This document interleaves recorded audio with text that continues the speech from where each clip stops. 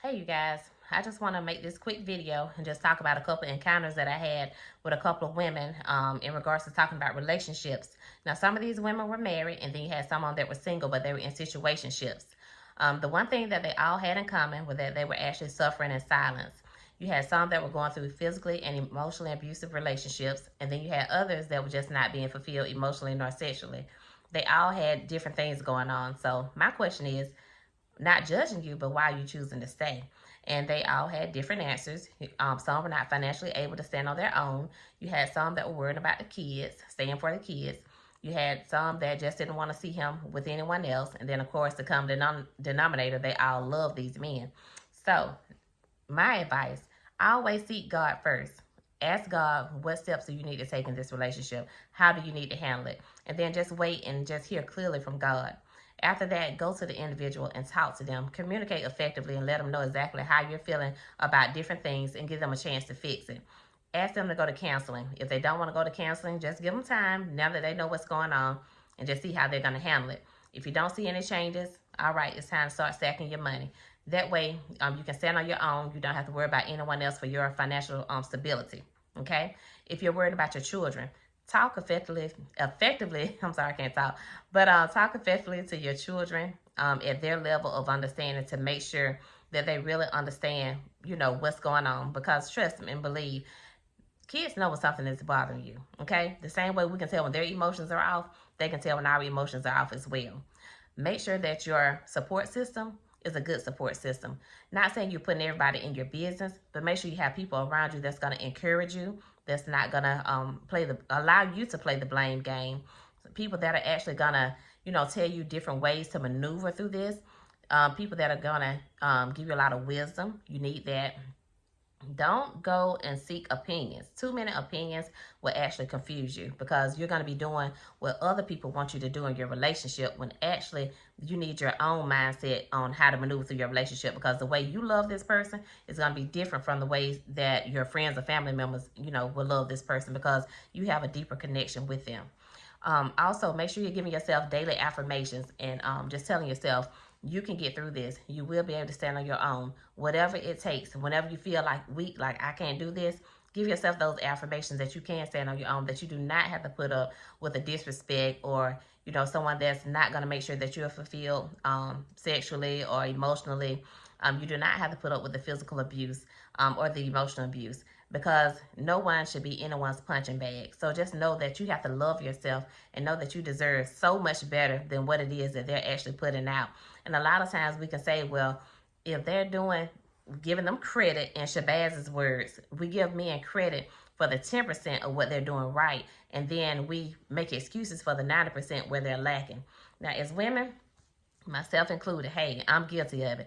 We have to love ourselves enough to stop making excuses for men that's giving us their bare minimum and men that are actually giving us disrespect and their fists, their words, whatever they're giving. If it's not pleasing to us and if it's tearing down our soul, that's not something that we need. Everyone wants peace in their life, and so we have to do what's necessary to keep that peace. So if getting rid of them is going to bring you peace, then do just that. Do what's necessary, and especially if kids are involved, because keep in mind, they're watching everything that we're doing.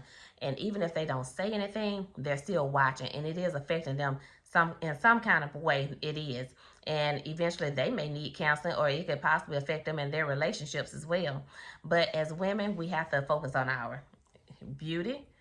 Okay, always make sure you're looking good no matter what it is you're going through with this man. Make sure you keep yourself looking good at all times. You still gonna be a head turner regardless of if y'all make it or if y'all don't make it. Make sure you're focusing on fitness. Get yourself in shape. It's not about just being small, it's just about being healthy. Making sure you're looking good for yourself at all times. Everything that you're doing is for yourself. Level up in ways that's going to be beneficial for you and not worry about him. And I tell anybody, have a life outside of this man. If you don't, what's going to happen is when you don't make it, you're going to be sitting there sad, wondering, oh, what am I going to do right now? I mean, you're going to be totally lost. And it's not like you're going to be putting anyone or anything before him if while you're still in the relationship, but still go out and do things, and, it's still keeping him on his toes too, because you have a life outside of him. Trust me and believe that. But anyway, have a life outside of him. Still do things that's going to put a smile on your face. Even if you have to have dinner dates on your own by yourself, still go and do that. Go shopping, go out with the girls, have girls' night, you know, time with your kids, whatever it is you need to do. Just go ahead and do it outside of him. And then you all have, you know, your time together as well. If you're still choosing to, you know, interact and do things with him while you're still in the household or still dealing with him in whatever capacity you're dealing with him at until you decide to exit. Whenever you exit, it may hurt for a little while. I mean, we're human. Okay, you don't fall in love overnight. You're not going to fall out of love overnight. You have to give yourself some grace and give yourself some time to actually heal through the situation that you're actually dealing with. But it is possible for you to get through it. Okay. What else? It was so much that was on my mind before I made this video. But my thing is, it's just hurtful to see us women put up with so much stuff from men. Not saying that men don't put up with things out of women, because that's a whole nother conversation. But as women, we have to do better. Another thing, another situation. Young lady into it with a woman about her man. Let me tell you something. Men will play both sides. They will have this woman thinking, you know, I'm not studying her, I'm not with her, but at the same time, he's entertaining her. Okay? Now, you have some women that will know about you and not care anything about you and still deal with your man. Okay? But at the same time, then you have others that, you know, find out about you a little too late. They don't know about you until it's, you know, their feelings are involved. Then it's hard to break away from the man. But I always get clarification on the situation and what is exactly is going on.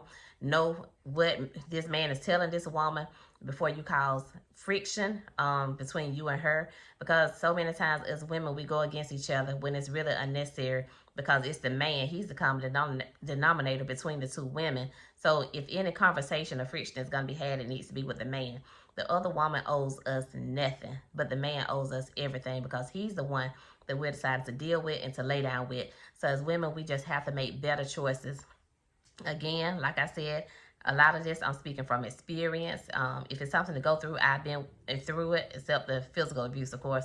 But not saying I'm above, because who knows, I can meet somebody, you know, at any time that can be physically abusive. But my thing is, whatever you're going through, just make sure your exit is going to be what's best for yourself.